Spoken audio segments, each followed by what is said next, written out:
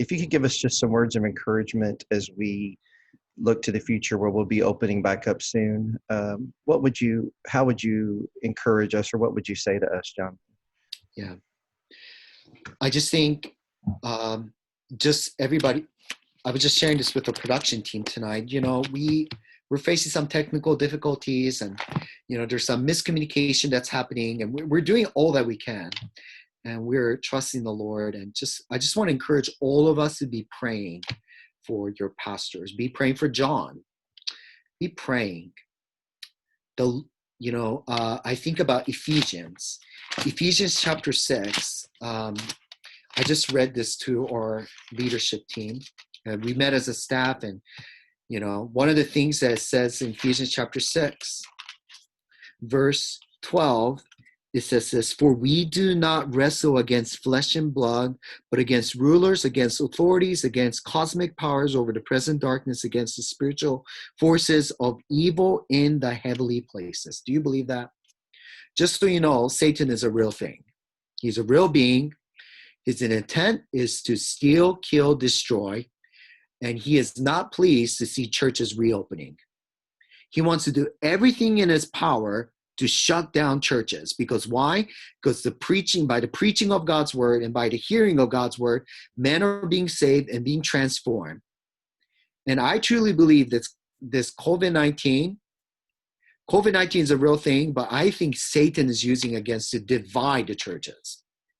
Do not be fooled, brothers and sisters.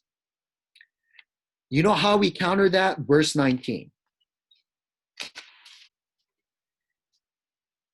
That we may give an opening of our mouth, boldly proclaim the mystery of the gospel.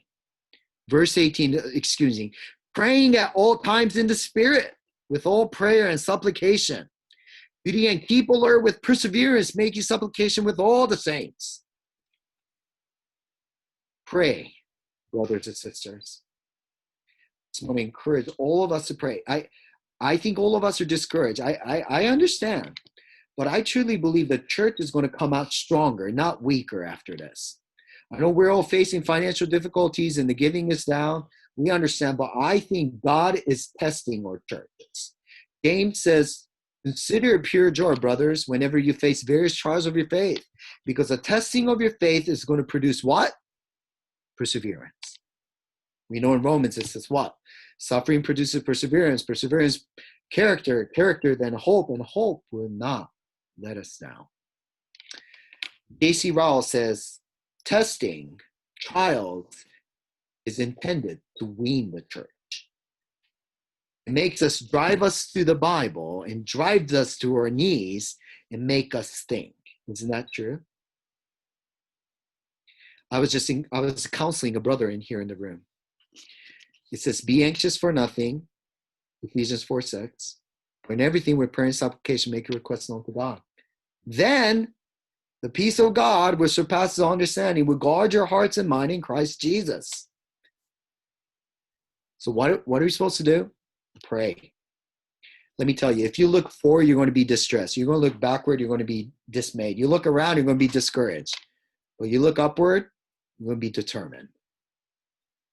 Brothers and sisters, don't make prayer your last chance. Make prayer your first choice. So unite as a body of Christ, unity of faith. Because faith, in a sense, it's a step of faith.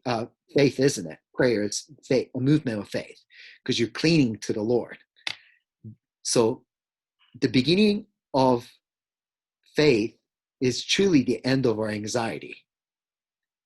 So the beginning of anxiety is the end to our faith. So let's step out of faith together and let's cling to the Lord in prayer and let's unite. Let's not be divisive. Pastors are trying to do the right thing. So let's encourage them. People are talking about this conspiracy theory. Oh, Pastor, why do you think you're going to spread the COVID-19 coronavirus? We're going to stay home. But trust me, pastors are doing their best. I've never taken a class, how to lead a church in pandemic, So this is new territory for all of us. So extend grace, be gracious, pray for them continually. like Ephesians 6:8, praying at all times in the Spirit and by His Word. I truly believe we can come out stronger. So let this be a time that you would drive on your knees, you would look to the Bible, and constantly, asking the Lord to help you.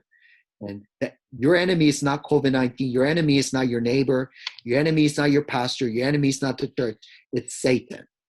His intent is to kill and destroy all of us. So let's not get caught up in that lie.